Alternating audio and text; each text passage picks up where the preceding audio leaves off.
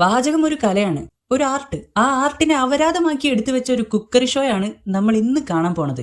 ഈ ഷോയുടെ പേരാണ് IBC, ഇന്ത്യാസ് ബെസ്റ്റ് ഷെഫ്.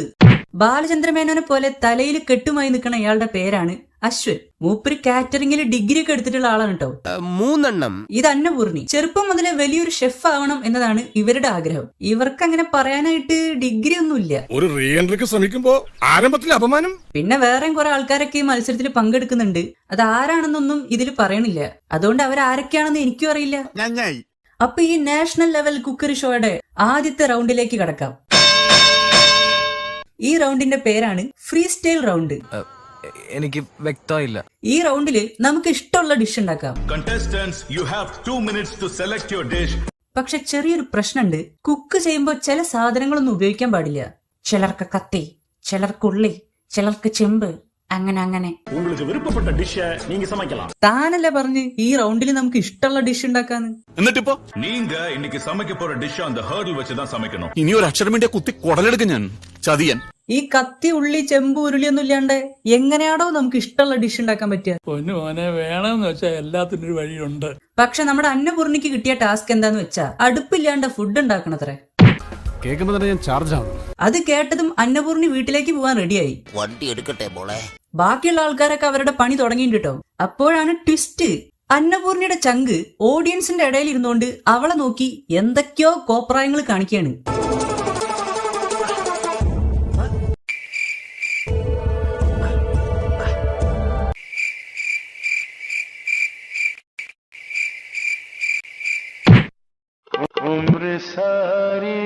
ഇതെന്താ ഇയാൾ കാട്ടണത്? അങ്ങനെ ഇയാളുടെ 1 മണിക്കൂർ നേരത്തെ ആട്ടക്കഥയ്ക്ക് ശേഷം അയാൾ ഉദ്ദേശിച്ചത് എന്താണെന്ന് അന്നപൂർണിക്ക് മനസ്സിലാവുകയാണ്. പക്ഷെ നമുക്ക് മനസ്സിലാവില്ല. ഒന്ന് പോടോ. അറിയാഞ്ഞിട്ട് ചോദിക്കാണ്. ഒരു നാഷണൽ ലെവൽ മത്സരത്തിൽ പങ്കെടുക്കുന്ന മത്സരാർത്ഥിയെ പുറത്തുനിന്ന് ഒരാൾക്ക് ഇങ്ങനെയൊക്കെ സഹായിക്കാൻ പറ്റുമോ? അങ്ങനെയാണെങ്കിൽ അന്നപൂർണിക്ക് യൂട്യൂബ് നോക്കി അങ്ങോട്ട് ഉണ്ടാക്കിയ പോരെ. ഈ ചെക്കന്റെ സംസാരം തീരെ പിടിക്കില്ല കേട്ടോ. കത്തി ഉപയോഗിക്കാൻ പാടില്ല, അടുപ്പ് ഉപയോഗിക്കാൻ പാടില്ല, ഇങ്ങനെയൊക്കെയുള്ള കൂറ റൂൾസ് ഉണ്ടാക്കിയ ഈ പോങ്ങന്മാർക്ക് പുറത്തുനിന്ന് ഒരാൾ സഹായിക്കാൻ പാടില്ല എന്ന് പറയാനുള്ള ബോധം ഉണ്ടായില്ല അത്രേ. എന്നാലും ഇത്രയും ഞാൻ പ്രതീക്ഷിച്ചില്ല. സംഭവം എന്താന്ന് വെച്ചാ, അടുപ്പില്ലാതെ എങ്ങനെ ഫുഡ് ഉണ്ടാക്കണമെന്ന് അന്നപൂർണിക്ക് നേരത്തെ തന്നെ ഒരാൾ കാണിച്ചു കൊടുത്തിട്ടുണ്ടായിരുന്നു. പക്ഷെ പാവത്തിന് അത് ഓർമ്മ ഉണ്ടായിരുന്നില്ല. ഇതൊക്കെ കുറച്ച് ഓവറല്ലേ? അത് ഓർമ്മപ്പെടുത്താൻ വേണ്ടിയിട്ടാണ് ഇയാൾ ഈ പൊട്ടത്തരൊക്കെ കാണിച്ചു കൂട്ടിയത്.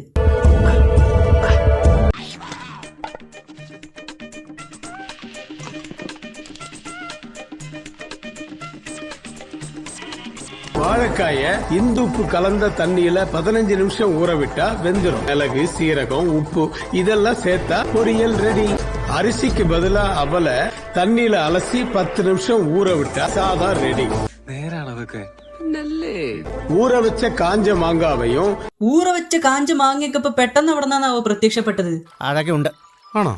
എന്നാ കണ്ടിന്യൂ. ஊற வச்ச காஞ்ச மாங்காவையும் എന്ത് കാഞ്ച മാങ്ങ വെച്ചുണ്ടാക്കിയതാണെങ്കിലും ഉപ്പോളം വരില്ലല്ലോ ഉപ്പിലിട്ടത്. വേവിച്ച് തിന്നുന്നതിന്റെ ടേസ്റ്റ് ഈ സംഭവം എടുത്ത് വെള്ളത്തിലിട്ടാ കിട്ടുമോ? എനിക്കറിയില്ല കേട്ടോ. தேங்காய், மாங்காய், தக்காளிய கூழா அரைச்சு ஊற வச்ச காஞ்ச மாங்காவையும் சாம்பார் மசாலாவையும் சேர்த்தா சாம்பார் ரெடி. വെണ്ടയ്ക്ക, മുരിങ്ങക്കായ, ഉരുളക്കിഴങ്ങ് ഇതൊന്നുമില്ലാതെ എന്ത് സാമ്പാർ? നോ സാമ്പാർ. ഇനിയിപ്പോ ഇതെല്ലാം സംഘടിപ്പിക്കാൻ പറ്റിയില്ലെങ്കിലും ഏതെങ്കിലും ഒന്നെങ്കിലും ഇടണ്ടേ? ഇതൊന്നും ഇല്ലാത്ത സാമ്പാറോ? സാമ്പാറാവുമ്പോ അതില് അങ്ങനത്തെ കുറച്ച് സാധനങ്ങളൊക്കെ ഉണ്ടാവാറുണ്ട്. தேங்காய், மாங்காய், தக்காளிய கூழா அரைச்சு சாம்பார் மசாலாவையும் சேர்த்தா വയറിളക്കം റെഡി, சாம்பார் ரெடி. ഇതൊക്കെ തിന്നു കയറ്റിയിട്ട് സാമ്പാർ പോലെ പോവാതിരുന്നാ മതിയായിരുന്നു. ഫസ്റ്റ് റൗണ്ട് കഴിഞ്ഞു. അങ്ങനെ എല്ലാവരും ഉണ്ടാക്കി വെച്ച വിഭവങ്ങൾ ജഡ്ജസ് കഴിച്ചു നോക്കുകയാണ്.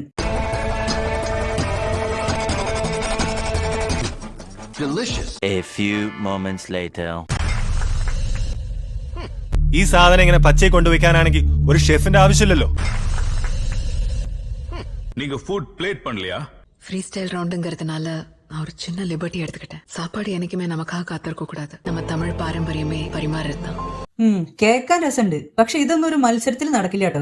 ഇത് നിങ്ങളുടെ വീട്ടിലേക്ക് ഉച്ചയ്ക്ക് അമ്മാവന്മാര് വിരുന്നു വന്നതല്ല, മത്സരാണ്. ഇവരില വെച്ച് അത് കഴുകി ഇതൊക്കെ വിളമ്പി അവരത് കഴിച്ചു നോക്കി.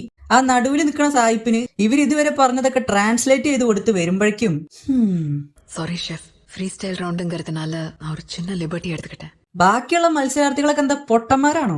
சாப்பாடு என்னைக்குமே நமக்காக காத்திருக்க கூடாது. நம்ம வீட்ல எல்லாம் அம்மாக்கள் அடிக்கடி சொல்லுவாங்கல்ல ஷெஃப். ആഹാരത്തെ ബഹുമാനിക്കണമെന്നും അമ്മമാര് പറയാറുണ്ട്. Flashback. இது கொஞ்சம் குடியே. നിക്കേ, നാശത്തിലേക്കാ നിങ്ങൾ പോകുന്നത്. ഈ റബ്ബർ പോലത്തെ ഏതോ പച്ചക്കറിയാണെന്നാ തോന്നണേ.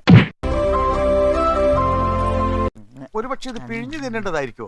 അങ്ങനെ അന്നപൂർണിയുടെ വേവിക്കാത്ത വിഭവങ്ങൾ കഴിച്ച judges ഞെട്ടുകയാണ്.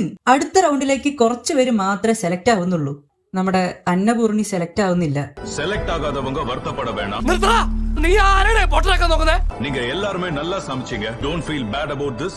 Keep cooking. There's one more surprise waiting for you. നീ എന്തിനു വേണ്ടിട്ട് ഈ പരിപാടിയൊക്കെ കാണിക്കാൻ വൃത്തിക്കറിയാ കേട്ടാ? யாருமே சமைக்க முடியாத ஒரு ஹர்டில்ல பெர்ஃபெக்ட்டா எக்ஸிக்யூட் பண்ணதுக்கு she is selected for the next round. എടോ, ആർക്കും സமைക്കാൻ പറ്റാത്ത കണ്ടീഷനൊക്കെ എന്തിനാണോ കുക്കിംഗ് കോമ്പറ്റീഷനിൽ വെക്കണത്? അതും ഒരാൾക്ക് വേണ്ടിയിട്ട് മാത്രം. எல்லாருக்குமே ஹர்டில்ஸ் இருந்துச்சு. ஆனா யாருமே சமைக்க முடியாத ஒரு ஹர்டில்ல അങ്ങനെ അന്നപൂർണി അടുത്ത റൗണ്ടിലേക്ക് സെലക്ട് ആവുകയാണ്. സ്വാഭാവികം. അന്നപൂർണി ഉണ്ടാക്കിയ ഈ വേവിക്കാത്ത സാധനത്തിന് അത്രയ്ക്ക് ടേസ്റ്റ് ഒക്കെ ഉണ്ടോ ഷെഫേ? ഓ, അത് ഞാനൊന്നങ്ങനെ പറഞ്ഞതന്നല്ലാതെ. ഒരുപാട് റൗണ്ടുകൾ അന്നപൂർണി ജയിച്ചു കയറി വരികയാണ്. അങ്ങനെ എങ്ങനെയൊക്കെയോ ഫൈനൽ റൗണ്ടിലെത്തി. ഫൈനൽ റൗണ്ടിൽ ഉണ്ടാക്കേണ്ട ഡിഷ് സെലക്ട് ചെയ്യുന്നത് ഓഡിയൻസ് ആണ്. ഓഡിയൻസ് സെലക്ട് ചെയ്ത ആ സ്പെഷ്യൽ ഡിഷ് എന്താന്ന് വെച്ചാ ബിരിയാണി. അതാ ഓപ്പോസിറ്റുള്ള അശ്വൻ ബിരിയാണി ഉണ്ടാക്കാൻ തുടങ്ങിയിരിക്കുകയാണ്. ടൈം പോയിക്കൊണ്ടിരിക്കുകയാണ്. അപ്പുറത്ത് നമ്മുടെ അന്നപൂർണി ആവട്ടെ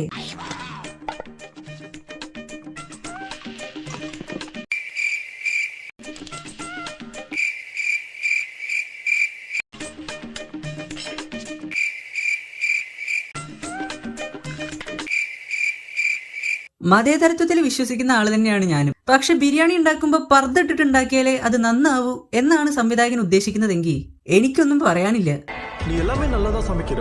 ஆனா இந்த பிரியாணில மட்டும் தான் ஏதோ மிஸ்ஸிங். அவ பிரியாணினா சொதப்புவாடா. Flashback. அப்படி என்ன டீல்ல ஸ்பெஷலா ஆட் பண்றீங்க? நான் நமாஸ் பண்ணிட்டு எனக்கு தெரிஞ்சத பண்றேன். സംവിധായകന്റെ ഈ ലോജിക്ക് വെച്ച് നോക്കിയാ അപ്പൊ നമ്മൾ ലഡ്ഡു തിന്നണമെങ്കിൽ ചോട്ടാ ഭീമിനെ പോലെ ലുങ്കി ഉടുത്ത് നിൽക്കേണ്ടി വരുമല്ലോ. അപ്പൊ ചൈനീസ് ഡിഷ് ഉണ്ടാക്കാൻ ചൈനക്കാരനായിട്ട് വരണോ? അമേരിക്കൻ ഡിഷ് ഉണ്ടാക്കാൻ കോട്ടും സ്യൂട്ടും ഇട്ടിട്ട് വരണോ? എന്തോന്നടേ. ഒരു മത്സരമാകുമ്പോ അതിൽ ടൈമിന് ഇമ്പോർട്ടൻസ് ഉണ്ട് എന്നുകൂടി ഓർക്കണം. അത് ഇയാൾക്ക് നന്നായിട്ട് അറിയാം. ഇത് അയാൾ അവിടെ ഉണ്ടാക്കി കഴിയാറായി. അന്നപൂർണ ഉണ്ടാക്കി കഴിയണവരെ മാത്രം സമയം അനങ്ങുകയില്ല. ഇതെനിക്ക് സർവ്വസാധാരണமான விஷயம். A few moments later. Ashwin, இந்த ஸ்டைல் ஆஃப் பிரியாணி ஏன் சூஸ் பண்ணீங்க? எல்லாரும் பிரியாணியை நம்ம ஊர் டிஷ் நினைச்சிட்டு இருக்காங்க. அது தப்பு. பிரியாணியை ஃபர்ஸ்ட் கண்டுபிடிச்ச நாடு ரஷ்யா, இப்போ Iran. This will be the most authentic form of biryani. Brilliant.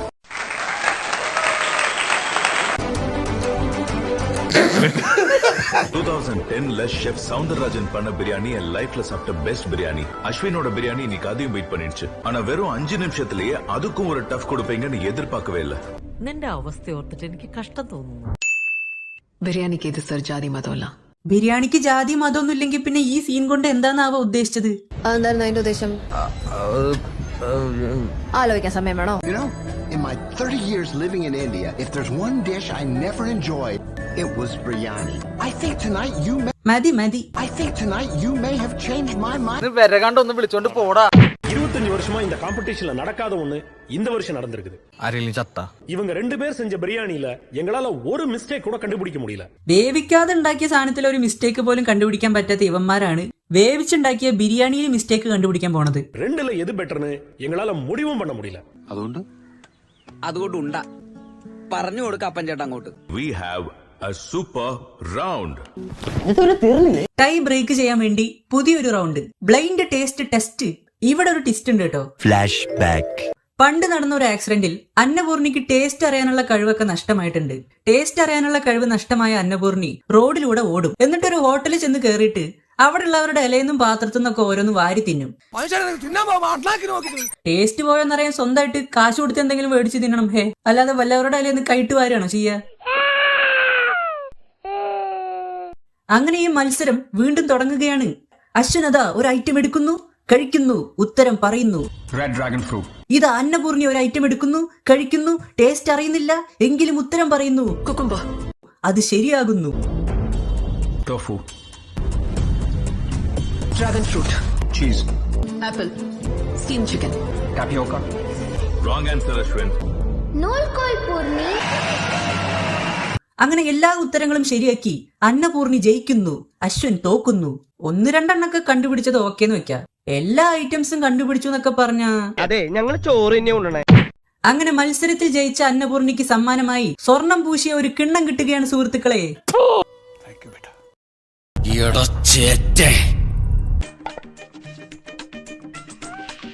ഇതിലും നല്ല ട്രോഫി ഇവിടെ പഞ്ചായത്ത് മേളയ്ക്ക് കൊടുക്കാറുണ്ട്. അന്നപൂർണി ആ കിണ്ണം അവളുടെ അച്ഛന് കൈമാറും.